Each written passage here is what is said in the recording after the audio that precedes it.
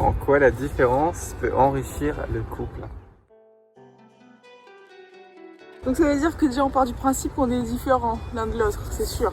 On est tous différents. L'autre, c'est forcément que si je l'appelle l'autre, c'est que c'est pas moi.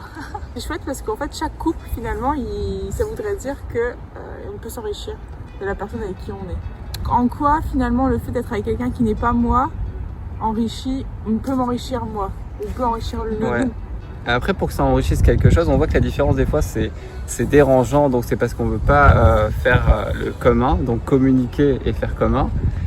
Par contre, si on est des différences, du coup on est conscient de nos différences, mais qu'on accepte nos différences et qu'on essaye de les lier pour créer un pont entre nous, et ben du coup on peut vraiment apprendre chacun l'un de l'autre pour être comme un. C'est une question de perception des choses. Parce qu'en fait, déjà la question comment elle est formulée, ça m'amène à réfléchir sur comment l'autre peut m'enrichir, peut enrichir le couple. Mais c'est une question de point de vue et c'est une question de... M'enrichir, ça veut dire je m'ouvre à la possibilité d'accueillir des sous, ou d'accueillir quelqu'un. Donc c'est déjà comment je me positionne. Donc je pense que pour répondre à la question comment, il faut répondre à la question de la posture. Ça veut dire comment j'aborde l'autre. Est-ce que je l'aborde comme justement un autre, donc potentiellement forcément quelqu'un qui va venir à l'encontre de ce que moi je suis.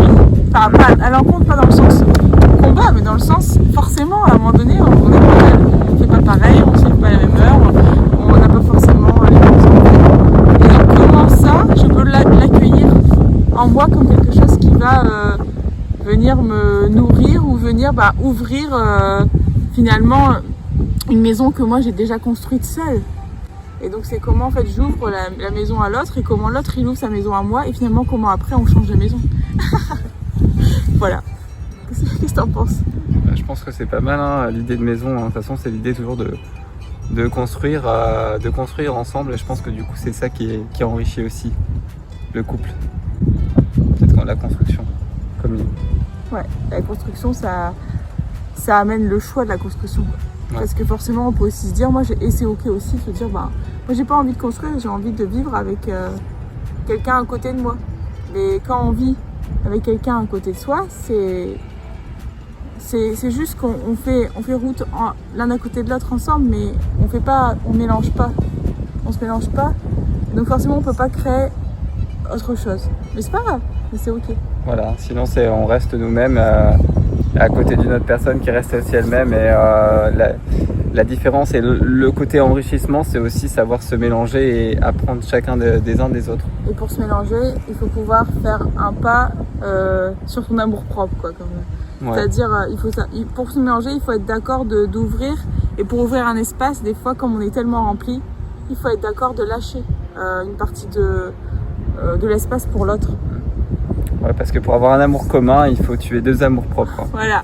Voilà, ça sera la phrase. C'est beau, hein. Allez, vas-y, on va courir en commun comme ça. On va essayer de se mélanger, regarde. Hop, attention. Hop, attention, croisement. Hop, récupération. Hop. Voilà. Et sprint final. Évidemment, on laisse gagner l'autre.